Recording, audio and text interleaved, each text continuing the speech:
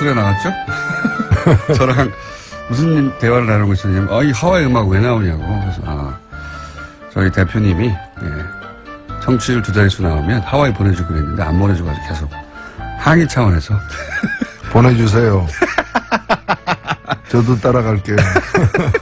노래가 좀 노회찬 원내대표 나오셨습니다. 안녕하십니까? 네, 안녕하십니까? 뉴스가 없는 주간이 없지만, 이번 주도 큰 뉴스들이 국제구성한 게 나왔습니다. 이 얘기부터 먼저 해볼까요? 계속해서 최근에 그저께부터 등장하고 있는 뉴스가 홍준표 대표. 네. 특활비, 네. 국회 운영위원장 할 때 특활비 이거 어떻게 된 거냐. 이게 지난, 자유한국당 대선 경선 때 등장했던 이야기였는데 그게 잠잠하다가 다시 나왔어요. 예. 이제 국회의원을 해보신 분으로서 홍 대표의 해명들에 대해서 어떻게 보십니까? 예, 거짓말로 거짓말을 덮으려고 하다 보니까 거짓말이 더 커지는, 한번 잘못했는데 솔직하게 시인하고 넘어가야 되는데 그 거짓말을 해가지고 모면하려고 하는데 그게 들통나니까 더 큰 거짓말하고 그게 안 되니까 또 더 큰 거짓말을 하는 그런 상황인 것 같아요. 이게 좀 구체적으로 그러면 이게 왜 거짓말이냐? 이게 사실은 이 특수활동비 자체가 문제인데 이 특수활동비가 4천만 원 내지 한 5천만 원 사이로 여당에게는 나오고 야당도 제일 야당도 한 3천만 원 이상 나옵니다. 매달 나오는데 이 돈이 어떻게 나오는지 아세요? 어떻게 나옵니까? 매달 지급되는 돈인데 계좌 4천만 원, 5천만 원 계좌이체 당연히 해야 되는 거잖아요. 네네. 그렇게 안 합니다. 현찰로 나옵니다. 현찰로. 예. 좋네요. 완전히 종이 돈으로 나옵니다.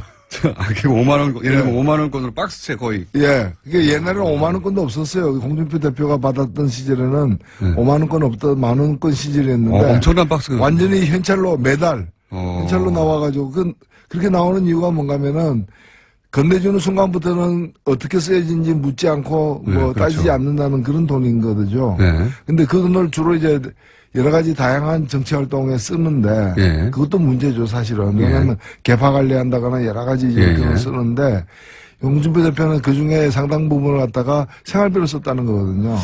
그러니까 이제 이게 공금이기 때문에 다른 용도로 쓰는 것도 공금 횡령에 속하는데 그러니까 생계형 횡령 범죄죠, 이거는. 이게 이제 제가 그대로 워딩을 지난 자유한국당 대선 경선 때의 워딩을 전하면 이 질문을 이제 김진표 의원이 당시 운영위원장 할 때 판공비를 집에 갖다 줬다는 이야기가 있다 이렇게 물으니까 그게 아니라 2008년 여당 원내대표 할 때 국회 운영위원장을 겸하기 때문에 여당 원내대표가 운영위원장을 겸하죠. 때문에 매달 국회 대책비, 이 국회 대책비가 소위 이제 판공비 혹은 특수활동입니다. 로 나오는 4,500만 원씩을 전부 현금화해서 국회 대책비로 쓰고 남은 돈을 집사람에게 생활비로 주곤 했다. 여기서부터 시작된 거예요. 남은 돈을 집사람에게 생활비로 주곤 했다. 네. 왜 이렇게 답을 했을까요? 이분이 지금 걸려있는 사건이 있죠. 네. 성완종. 사건에서 그로 문제가 되니까 이분이 이제. 1억 받아가지고 이게 기탁금 낸 거 아니냐 이런 식으로. 그래서 이분이 전농동의 모은행 그 지점에 금고. 현금 같은 걸 넣을 수 있는. 그 금고를 갖다가 이렇게 운용하면서 그게 현찰을 3억 정도를 넣고 있었다는 거고, 그 3억이 어떻게 해서 만들어졌느냐. 이제 이런 특수활동비 남은 거 이런 거 생활비로 쓰라고 이제 부인한테 줬는데 부인이 그걸 가지고 또 우리가 돈을 모았다. 이걸 가지고 자기가 당대표 경선. 이럴 때도 썼다. 이제 그렇게 진술을 했었죠. 그 돈을 어떻게 모았느냐를 설명하다가, 근데 제 말은 뭐냐면, 그거 국회 대책비, 그러니까 이 특활비 혹은 판공비 이거 남은 거를 집사람에게 생활비로 주곤 했다. 이렇게 왜 말했을까요? 그때부터 꼬이기 시작한 거거든요. 근데 진실의 일단을 갖다가 얘기를 한 거죠, 사실은. 그러니까요. 집에 주긴 줬나 봐요. 줬죠. 그거 안 준 걸 왜냐면 상대방 김진태 의원이 이제 공격하면서 집에서 줬지 왜 줬어 이렇게 물어보니까 아니 그게 아니라 이렇게 해명하는 과정에서 그 현장에서 이제 즉석에 대답하다 보니까 이렇게 대답한 것 같은데요. 그러니까 국방부 장관이 예를 들면 이제 전력 증강을 위해서 미사일 구입하고 뭐 최신 어떤 그런 무기 구입하는데 책정된 예산이 있는데 그거 쓰다가 좀 일부 남겨가지고 그걸 갖다가 우리 집에서 이제 도둑 잡는데 안식권대 줬어 뭐 이런 얘기죠. 예. 국가 안보라는 거죠. 이렇게 이야기가 시작돼서 이게 이제 점점점 커져서 지금까지 왔는데 지금 최신 해명을 그대로 페이스북에 올라온 거를 제가 전해드리면 내가 늘 급여로 정치 비용을 대던 국회의원들과의 혹은 기자들과 식사 비용 등을 이렇게 이제 원내 활동비가 나와서 대체할 수 있었기 때문에 급여에서 쓰지 않아도 되는 돈을 그 돈을 집사람의 생활비로 되돌려줬다. 그러니까 원래 급여에서 떼가지고 식사비 등등으로 쓰다가 이제 운영위원장이 돼서 대책비가 나오니까 판공비가 나오니까 그걸로 식사 비용을 쓰면 당연히 자기 급여에서 때렸던 돈들이 필요 없어지니까 그걸 집에 줬다. 이렇게 이제 해명을 최신 버전은 이렇게 바뀌었습니다. 그러니까 검사니까 과거에 이제 그 범죄자들 많이 다뤄봤을 텐데 닮아가는 거죠.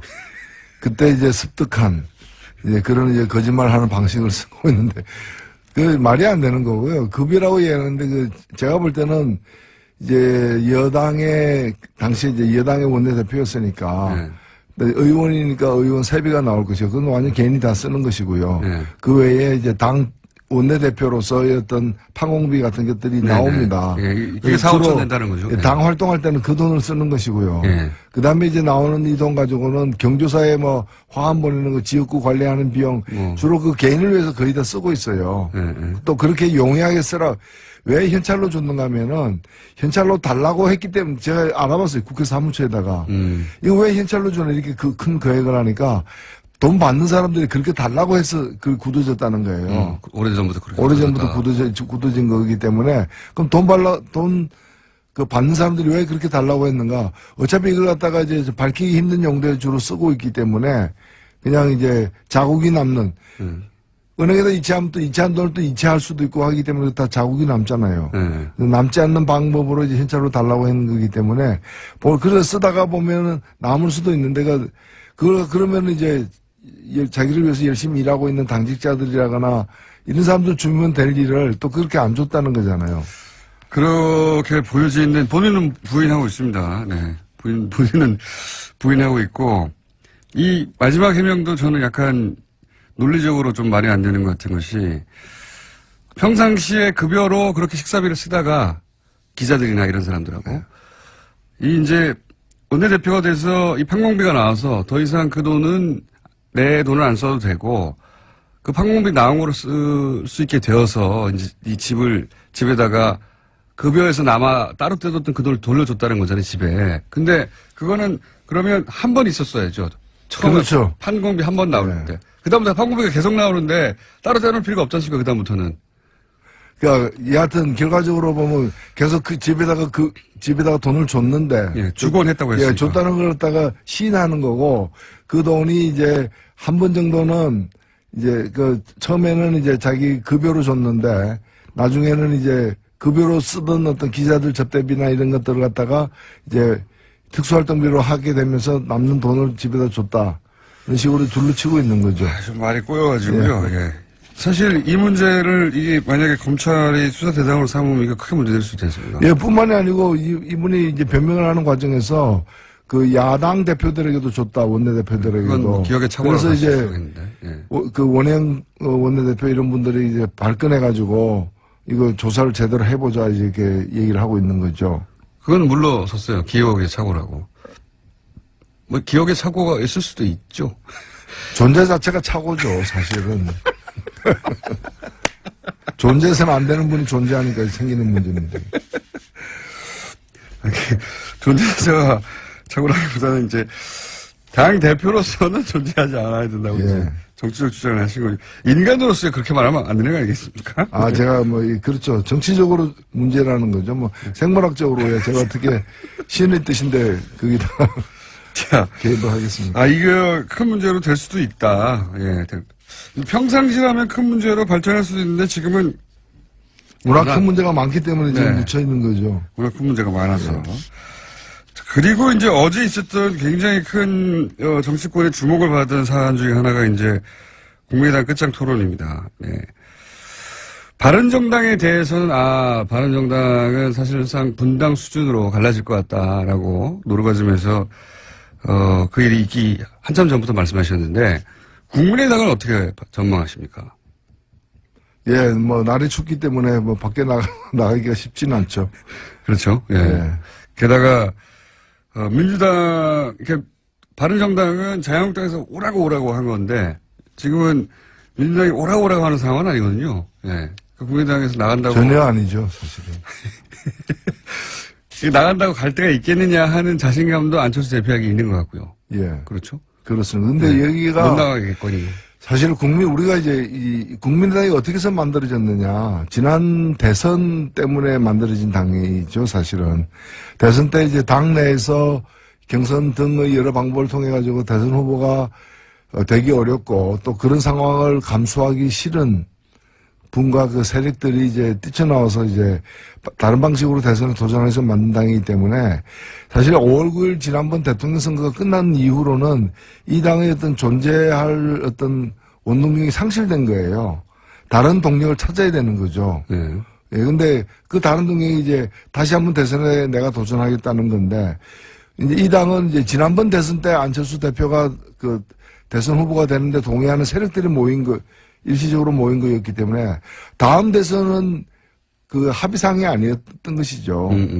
그렇기 때문에 다음 대선 앞두고는 그 안철수 대표가 계속 대선 후보로 가는데 동의하는 사람과 그렇지 않은 사람으로 나뉠 수밖에 없기 때문에 크게 길게 보면 이 분열은 뭐 예정된 분열이라고 저는 보는 것이고 필연적이었다. 일종의 이제 그러면 언제 어떻게 헤어지느냐의 문제만 남았는데 이게 거의 뭐 처음에는 몰랐지만 나중에 알고 보니까 활성단층 지대에 이제 있는 거죠. 단층이 활성화되어 있다는 거는 판명이 됐는데 언제 어떤 식으로 이제 균열이 되고 쪼개지느냐만 남은 그런 상황이죠, 지금. 요약하면 국민의당 자체가 민주당에서 대선 후보가 문재인 당시 후보를 제치고 되게 어렵다고 판단한 세력들이 뭉쳐서 만들어진 정당이다. 이렇게 규정을 하신 거고. 근데 이번 대선까지는 그랬는데 다음 대선도 그럼 안철수냐? 여기 대해서 동의하느냐 아니냐라고 가지고 크게 난리는 수밖에 없다. 왜냐면은 다음 대선을 갖다가 자력으로만 될 수 없기 때문에 다른 세력하고 손을 잡으면서 이제 시도를 해야 되는데 누구하고 손 잡느냐에 따라서 호불호가 다 갈리는 거죠. 그에 대해서 서로 간에 합의된 바가 없고 또 그 일치된 어떤 한 방향으로 합의되기가 어려운 지금 상황이지 않습니까? 그렇기 때문에 계속 가는 거는 불가능하다고 저는 보여집니다. 시기의 문제다. 그런 거죠. 당장은 아니어도 시기의 문제다. 근데 안철수 대표가 어제 끝장 토론에서 했다는 말로 옮겨보자면 지방선거에서 2등을 통합을 하면 바른정당과 할 수 있고 그렇게 되면 자유한국당은 사그라들 것이고 그리고 문재인 정부의 실정도 있을 거였기 때문에 결국은 우리가 일당이 될 수 있다. 이 말은 결국은 바른정당과 합치고 그런 다음에 지방선거 이후에 자유한국당이 성과를 못 내면 그 당 안에서 이 당으로는 다음 대선이나 다음 총선이 어렵겠다고 생각하는 사람들이 떨어져 나올 것이고 그러면 그들과 또 합쳐가지고 일당 수준으로 커질 수 있다. 그러니까 바른정당과 합치고 그다음에 자유한국당 일부하고 합치는 이런 그림을 안철수 대표는 그리는 것 같아요. 예, 확실하게 그렇게 돼 있는 거죠. 그러니까 왼쪽으로는 이제 더 이상 이제 더민주당 지지 세력이라거나 그다음에 그 이외의 어떤 정의당도 마찬가지고요. 그쪽으로는 없다. 그런 거죠. 가능성이 없다고 보는 것이고 그 반대 방향으로 어떤 여지가 좀 있지 않느냐고 생각하는 것이고 지금 자유한국당의 다음 대선 주자가 없고 앞으로 생겨날 가능성도 적다. 고 보는 것이고 결국에는 홍준표 대표는 자유한국당을 먹거나 아니면 거의 식민지로 만들어 가지고 지지하게 만들거나 그 방향으로 가고 싶다는 거죠. 지난 대선에서 대선 한 3, 4주 전에 갑자기 지지율이 치고 올랐을 때가 있지 않습니까? 네. 그때 대구 경북을 비롯해서 이제 영남권에서 소위 이제 보수 표밭에서 안철수 대표의 지지가 상당히 높았지 않습니까? 그러다가 나중에 이제 여러 가지 일 때문에 꺾이긴 했는데 그 기억도 가지고 있는 것 같아요. 그 지역이 잠재적인 자신의 지지층이라고. 그렇죠. 뭐 시험을 보면 1등 할 때도 있고 2등 할 때도 있고 뭐 10등 할 때도 있고 뭐 그런데 1등 한 기억만 남는 거죠. 좋았던 기억만 가지고서 이제 힘들면 그렇게 됩니다. 힘들면 그렇게 됩니다. 근데 이런 구상이 뭐 저뿐만 아니라 당연히 국민의당 내에 있는 분들에게도 그런 구상이 읽히다 보니까 예, 뭐 안철수 대표는 사실 그렇게 생각할 수도 있죠. 그러니까 정치의 목표를 갖다가 정말 제대로 된 새 정치를 하는 게 목표라면 모르겠는데 그런 목표가 아니라면은 이기는 목표, 예. 뭐 새 정치든 헌 정치든 하여튼 이기는 것이 이제 정치의 목표다라고 생각하게 되면은 그런 방향으로 이제 갈 수밖에 없다고 저는 생각합니다. 그러니까 다만 보수의 적자가 들어가는 거죠. 예, 근데 이제 그 당내에 있는 다른 분들이 똑같은 생각을 갖고 있느냐, 또 똑같은 정치 철학과 노선을 갖고 있느냐, 전혀 아니라고 보여지기 때문에 이 당이 그대로 유지되기는 어렵다. 이번 지방선거는 그대로 관통하겠지만 다음 총선에는 이 당은 아마 현재와 같은 방식으로 존재하지는 않을 것이다. 이렇게 보이는 거죠. 안철수 대표의 구상이 성공한다면 바른정당과 합쳐지고 거기에 동의하지 않는 분들은 나가고, 그죠? 나가거나 혹은 뭐 나간다기보다는 당이 둘로 쪼개지는 수준으로 분당이 돼서 국민의당이 아니라 바른정당과 국민의당 쪽에서 통합파가 합쳐서 새로운 당이 하나 만들어지고 그래서 이제 우리가 중도 보수다 내지는 뭐 개혁 보수다 이런 말을 하고 그런 다음에 지방선거 이후에 자유한국당에서 이 자유한국당으로 보장이 안 된다 미래가 생각하는 분들도 합쳐가지고 일당이 되겠다. 그리고 거기서 결국 나밖에 없지 않느냐 다음 대선 후보는 안철수 후보는 그런 나름의 스케줄을 그리고 있는 것 같습니다. 지금 현재 거기에 동의가 안 되는 국민의당 일부 의원들 혹은 일부가 넘어서 절반 정도죠. 네, 절반 정도는 동의가 안 되는 거죠. 그거는 이제 제2의 3당 합당 아니냐. 네, 그때 노태우, 김영삼, 김종필 이렇게 합쳐진 3당 합당 아니겠는가. 거기에 국민의당이 쓰일 수는 없다. 거기에 밑밥으로 이렇게 생각하고 이제 동의가 안 되는 분들. 이렇게 갈라져 있는 거죠. 이 세력이 팽팽합니까? 현재 보시기에? 글쎄요. 제가 볼 때는 지금 우리 정치가 이번에 그 촛불 이후에 그 장기적으로 보면은 그 삼김 정치로 이제 영남, 호남 대립구도를 기본으로 하면서 이렇게 보수 진보 내지 어떤 개혁과 수구 이런 식으로 해가지고 편성되어서 한 30년을 왔는데. 예, 3당 합당 이후로 그랬죠. 새로운 어떤 정치 지형으로 가는 어떤 그 과도기에 지금 들었었다고 보여집니다. 보여지는데 저는 지금 필요한 건 뭔가면은 보수의 혁신 그리고 이제 진보나 개혁 진영 같은 경우에도 정말 좀 새로운 어떤 패러다임으로 전체 지형을 더 재편을 요구받고 있는 상황인데 지금 어떻게 보면 안철수 대표의 생각은 구정치 질서 가 그대로 유지된다는 전제하에서 거기서 이제 합종연행의 어떤 룰을 바꿔가지고 이기겠다는 거거든요. 그래서 기반 자체가 없어져야 될, 타파돼야 될 옛날 세력 관계 위에 서 있다는 점에서 제가 볼 때는 별로 현실성과 미래지향성이 다 없다라고 보여집니다. 현실성은 낮다고 보시다. 그러니까 안철수 대표가 그렇게 제2의 3당 합당에 준하는 형식의 통합을 통해서 다음 대선의 후보로 우뚝 서는 그런 그림이 현실성이 낮다고 보시는 거군요. 그러니까 새로운 어떤 모델을 찾아야 되는데 옛날 모델, 없어진 옛날 모델, 그러니까 YS 모델 이런 걸 지금 이제 지향하는 거죠. 그러니까 하다가 안 돼, DJ 모델 쫓다가 안 되니까 YS 모델 쫓고 더 안 되면 무슨 뭐 전두환 모델로 갈 겁니까? 과거 지향적이라고 보는 거죠. 그건 불가능할 것 같아요. 예. 지금 지진 대책 관련해가지고 이제 정부가 여러 가지 대안을 내놓고 있는데, 그 전에 유해 최고위원이 포항지진에 관해서 이제, 이게, 하늘이 경고한 것이다. 이렇게 표현한 것에 대해서는 어떻게 보십니까? 예, 그 말은 이제, 포항 지진을 향해서 한 말이라기보다는 다른 정치적 공방 속에서 그 포항 지진을 끄집어낸 건데요. 문재인 정부가 얼마나 잘못했길래 이런 일까지 벌어졌냐, 뭐 이렇게 연결한 건데요. 예. 저는 뭐 정치적 견해는 차이가 있을 수 있고 또 정당에 따르면 그런 뭐 공방을 하다 보면 거친 언사를 쓸 수는 있는데 우리 국민 누가 보더라도 이제 불행한 사태, 지금 포항 시민들이 겪고 있는 그 아픔이라거나 걱정이라거나 불안은 대단히 우리가 동참해야 되는 그런 생각들 아니겠습니까? 근데 그 불행을 가지고 다른 정치적 공방의 소재로 삼는 것은 그야말로 천벌을 받을 일이죠. 포항 시민, 저도 그 포항 시민들 선거 모으는데 저도 동참하기도 했는데요.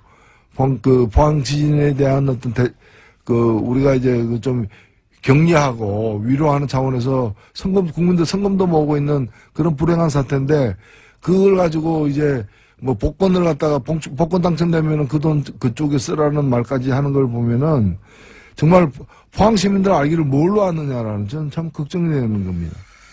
자, 여기는 예상했던 바고요. 여기는 예상했던 건데 몇 가지만 짚었는데 오늘 시간이 다 됐습니다. 자, 지금 정의당 1분 30초인데 예. 정의당 어떻게 돼가는지 간만에 좀 알려주십시오. 예, 저는 지금 정의당에 대한 걱정이 참 많은데요. 지금이야말로 좀 기회고 찬스인데. 예. 정의당이 한편으로 보면은 이 여론조사에서 다른 당보다 조금씩 앞서가지고 3등으로 나올 때도 꽤 있어요. 근데 여기에 좀 자족하고 있을 때가 아니다. 정의당이 지난번 대통령 선거 이후로 지지율이 너무 변동이 없다. 5% 수준을 뭔가 필요합니다. 예. 5% 수준을 계속 이제 지금 유지는 하고 있는데 그러다 보니까 다른 당이 못해가지고 3등이 되는 거지 정의당이 잘해가지고 3등이 된 게 아니라는 거죠. 예. 그래서 지금처럼 국민들이 제대로 된 정책에 대한 관심과 참여 열기가 높은 때 정의당이 좀 성적을 쭉쭉 뽑아내야 되는 거 아니냐. 그러면 다음 주에는 말이죠. 지금 이번 주 시간이 다 됐고 정의당을 어떻게 하면 쭉쭉 뽑을 수 있는가. 예, 정의당의 지지율 2자릿수에 진입해야 될 절호의 찬스다. 그 프로젝트를 다음 주에 설명해 주십시오. 예, 그렇게 하겠습니다. 잘 될까요? 자, 잘 돼야 됩니다. 그래서 그거 하고 나서 하와이를 같이 가시는 걸로. 아, 예. 한 번도 못 가봤기 때문에 한번 가보고 싶네요. 알겠습니다. 대표님 들으셨죠? 네, TBS 대표님께 말씀드린 거였습니다. 지금까지 노회찬 원내대표였습니다. 감사합니다. 네, 감사합니다. 사진 작가, 행위예술가 김미우 씨 아십니까? 도올 김용옥 선생님의 막내딸로 알려진 분이죠. 미국에서 활동하시는데 오늘 스튜디오에 직접 나오셨습니다. 안녕하세요. 네, 안녕하세요. 예. 제가 듣기로는 저희 방송에서 모신다고 했더니 비행기 표를 끊고 직접 오셨다고 나라서 맞아요? 네, 어젯밤에 도착했어요. 그래요? 몇 시간 안 됐어요, 아직. 전화로 해도 되는데. 전화로 하면 안 된다고 그래서. 누가 그래요? 그럼 평상시에 혹시 뉴스 공장을 잘 듣는다든가 저를 아셔서 오신 거예요? 아니면? 아니요, 잘 모르는데. 잘 모르는데 왜 굳이? 아니, 제가 주위에 이렇게 물어보니까, 네. 다 모르는 사람이 없더라고요. 저밖에 모르는. 주위에 물어보니까 그거 꼭 나가야 된다고? 네, 네. 그래? 그리고 비행기표를 끊으신 거예요? 주변에서 뭐라고 강력하게 추천했기 때문에 이렇게 비행기표까지 직접 끊으신 겁니까? 그냥 꼭 나가야 된다고 사람들이 많이, 듣는 프로그램이라서, 네. 그리고 굉장히 영향력이 높다고, 우리 지금 한국 사회에요. 네, 저를 모르시는, 그리고 주변에서 그냥 가라고 해서 비행기표까지 끊고 오신, 사진 작가이자 행위예술가. 제가 그 사진을 본 적이 있어요. 그때는 사실 김용옥 선생님의 딸임인지 모르고, 돼지우리에서 찍은 사진, 그 유명하잖아요. 네. 네. 그러니까 그 사진의 작가로는 알고 있었어요. 그 사진이 유명하죠? 네. 자기 사진 유명하대. 그 사진 설명 좀 해주세요. 공장식 농장 네. 있잖아요, 대규모. 네. 그런데 미국 아이오와주하고 미조리주 그런데 네. 찾아다니면서 몰래 이렇게 그런데 들어가서 찍은 사진들인데요. 네. 그러니까 도살 당하기 직전에 돼지들이 잔뜩 모여있는 돼지우리에 들어가가지고. 네, 아주 대규모 공장식. 네.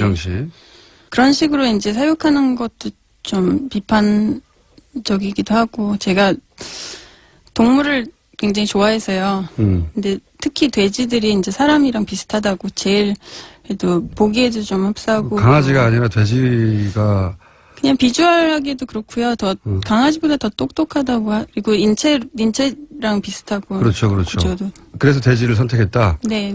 그리고 나서 그 사진을 찍기까지는 얼마나 걸렸어요? 몰래 들어가고 한 2달간 한 작업인데요. 2달간. 네. 그 여행한 거는 사실 뭐 한 2주 정도. 준비를 네. 2달간 하고 그리고 근데 그런 그 장소를 알아내기 굉장히 힘들었어요. 허락이 안 나오니까. 그러니까 외부 사람들 절대로 못 들어오게. 어떻게 들어갔어요? 결국은?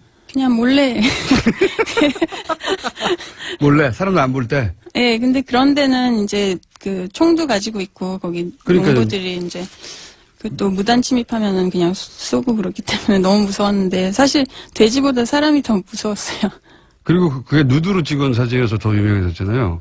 네. 그러면 누드 상태로 돼지우리에 같이 돼지들하고 같이 이렇게 있는 거예요?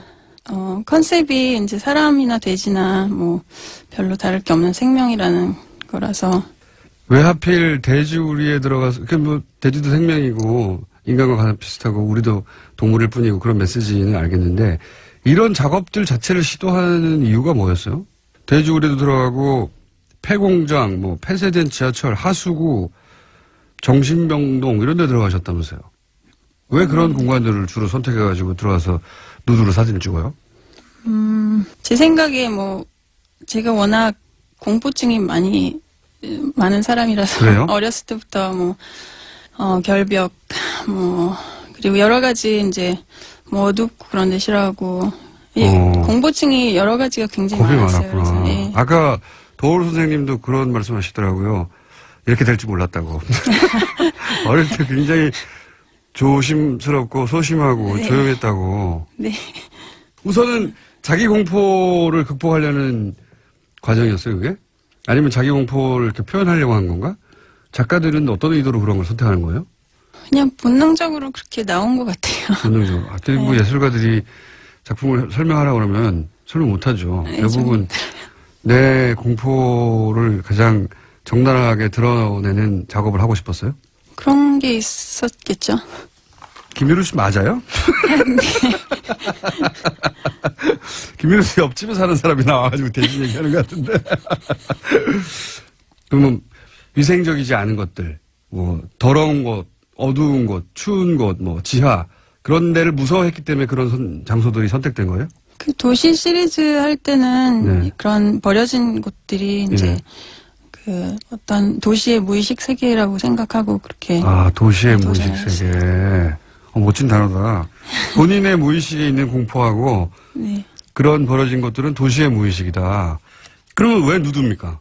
누구나 이제 몸은 있잖아요. 사람이 몸은 있는 거고 이제 그 나체는 사람의 원초적인 모습 그런 거를 생각하고 그 보는 사람이 그 공간에 그 사진 속의 공간을 직접 이렇게 몸으로 느끼게 해주는 그런 구실도 있고 해서. 자, 모르시는 분들은 이제 제가 잠깐 설명드리자면 사진작가, 행위예술가고 2007년 뉴욕타임즈가 전설로 소개를 했고요.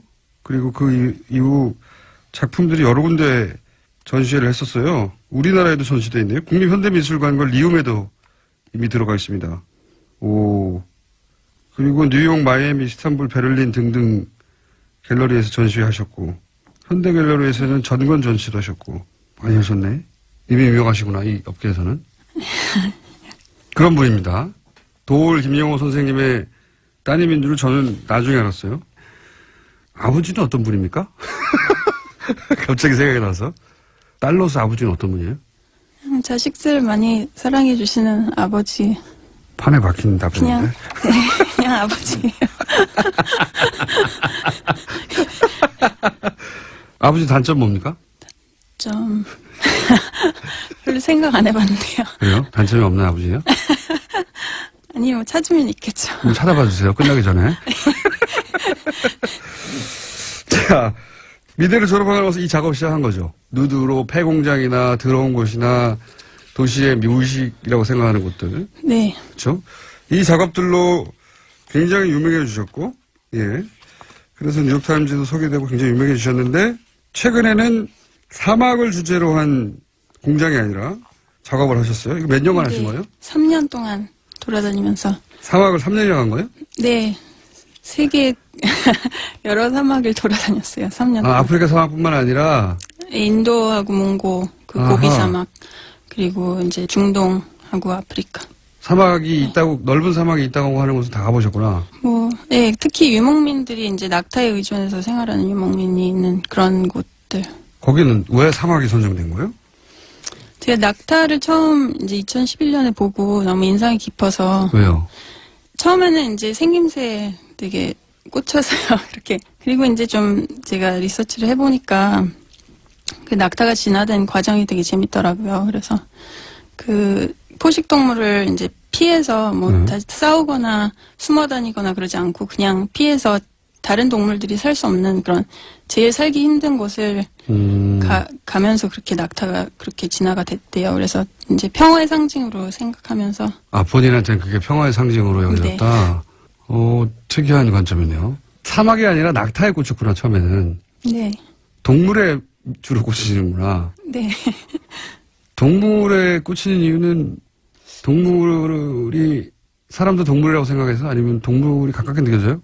가깝게 느껴지는 게요. 이제 본능적으로 이렇게 통하니까 이게 언어를 뛰어넘어서 이제 본능적으로 통하는 그런 존재들이기 때문에 그 미술의 기능하고도 좀 비슷한 것 같아요. 언어를 뛰어넘어서 본능적인 감각으로 통하니까 미술하고 통한다. 뭔가 중간중간에 김민우 씨가 돌아오긴 하네요. 옆집 사람에서. 그래서 낙타를 딱 선정했어요. 좋아. 낙타. 그랬더니 낙타들은 사막에 있으니까 그래 따라서 사막에 선정되군요. 낙타를 보고 난 다음에 그 다음에 사막에 선정돼. 낙타가 서식하는 곳이군요. 주제가 사막이 아니라. 이제 사막에서는 유목민들을 보면은 그 동물하고 사람 관계가 아직도 그 옛날처럼 그렇게 보존이 돼 있어요. 옛날처럼이라는 건 뭐예요? 서로 의지하는 관계? 네. 그리고 이제 요즘에 돼지 농장 그런 데 보면은 그게 동물을 먹는 그런 소비자는 완전히 이게 떨어져 있죠. 네. 완전히. 그러니까 지금 일반인들에게는 돼지가 예전처럼 1대1의 관계가 아니라 그냥 소비재처럼 변해버렸고 둘 사이의 유대 관계가 전혀 없는데 그 사막의 낙타는 여전히 그렇게 1대1의 인간과의 관계를 유지하고 있더라. 네. 주제가 정해지면 거기가 사진만 찍고 오는 게 아니라 거기가 사시나 봐요? 네. 혼자 이제 여행하면서 그 환경에 완전히 빠져서 이렇게 살고 와요. 이걸 하면 기뻐요? 살면서 걱정되고 무섭고 그런 게 다 없어져요. 그냥 그 순간순간. 다음은 어디예요? 낙타하고 사막 말고? 정글이요. 거기 너무 위험하지 않아요? 아마존에 이제 가봤는데 지난해 가봤었거든요. 가서. 어릴 때 그렇게 겁이 많았는데 왜 이런 위험한 데만 자꾸 선택하는 거예요? 자기 공포심, 자기 본능을 들여다보는 거예요, 계속? 공포. 이번 프로젝트는 진짜 직접적으로 이제 공포증이랑 관련이 있어요. 그래서 되게 어려서 애벌레 공포증에 시달렸는데.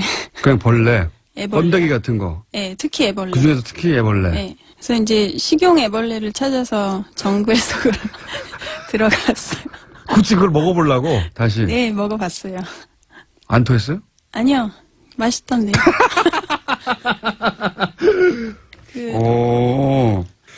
이런 작업들이 기본적으로 자기하고 만나는 거네요?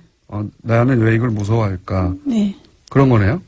그런 것도 있고, 이제 식용으로 벌레를 쓰는 게, 이제 고기 대신에. 네, 고단백이고, 또, 친환경에. 한번 드셔보세요. 번데기 많이 먹었죠, 어릴 때. 그런 거네요. 결국 자꾸 원래나 원시나 자기 감정, 이런 거 만나고 싶고, 확인하고 싶고, 그래서 그 대상을 찾고, 그런 거예요? 네. 그 다음도 있습니까, 혹시? 다음 프로젝트요? 네. 아직 안 정했어요? 아직은, 네. 딱 그 프로젝트만 생각해요? 네, 하나씩. 그럼 이것도 몇 년 걸릴 수도 있겠네요, 나라마다 돌아다니면서? 한 3년 정도 걸릴 것 같은데. 애벌레 먹는, 전 세계 애벌레를 다 먹는데 3년 정도 걸릴 것 같다고. 그러면 그 다음 또 나오는 겁니까? 김민우의 애벌레, 이렇게? 책이 김민우의 어드벤처, 사막, 그 빈자리를 찾아서 이건데. 네. 그 다음 책 제목 나왔네요. 김민우의 어드벤처, 애벌레. 그 프로틴을 찾아서 뭐 이런 거 아니에요? 네. 어쨌든 이런 식으로, 내가 가지고 있던 공포증 혹은 내가 잘못 알고 있던 거 혹은 내 본능 속에 있던 걸 다 확인해 가는 거잖아. 네. 이러다가 나이가 한 40, 50 이렇게 다 하고 나면 이제 더 이상 그게 저거 아니까 득도 하는 거예요, 득도. 종교가 도달하려고 하는 거하고 비슷하네. 아버지하고 다른 방식으로 아버지가 가신 길을 가는 것 같기도 한데요. 예, 저는 이제 체험으로 공부를 하면서. 아버지는 겨우 책을 했고. 아버지는 책을 했을 뿐 잘 몰라. 본인은 직접 체험을 한 거고. 아버지 단점은요? 아직 생각 안 해봤는데. 아직 생각 안 해봤어요? 왜 계속 물어보세요? 꼭 듣고 보려고. 아니, 한국에서는 감히 도울 선생에 대해서 뭐라고 할 수 있는 분들이 없거든요. 딸이니까 막 말할 수 있잖아요. 없어요? 아니, 별로 얘기할 게 없는데. 그래요? 네. 아버지한테 고마운 점 있어요? 많죠. 책임감이라는 거는 철저하게 이제 어려서부터 이렇게 어떤 책임감이요? 제가 하는 행동에 대한 책임감을 지는 거죠. 뭐 어디 가서든지. 독립적으로 살아야 되고 자기가 한 얘기는 자기가 책임져야 한다. 네. 아니 뭐 여러 가지 반대도 많이 하셨어요. 근데 처음에는 제가 고집이 세서 부모님들 이런 작업을 반대하시겠죠. 애벌레 먹으러 아마존에 들어가서 막 산다 그러고. 계속 반대 쭉 계속 하셨는데 별로 이렇게 뭐 그렇게 좋아하시지는 않았는데 이제 책이 나오니까 좋아하셨어요. 반대하셨다기보다는 걱정하셨겠지. 걱정, 예, 걱정. 네. 자, 이런 작업을 하시는 분이고요. 이런 작업을 하시면서 세계적 명성을 얻으신 분이고요. 이번에는 한국에서 책도 내셨고요. 사막에서의 작업을 묶어서 앞으로는 애벌레 작업을 하실 분이고요. 네, 본인에 대한 얘기는 다 사진이나 그림이나 작품으로 표현해 온 작가 김미루 씨였습니다. 감사합니다. 네, 감사합니다.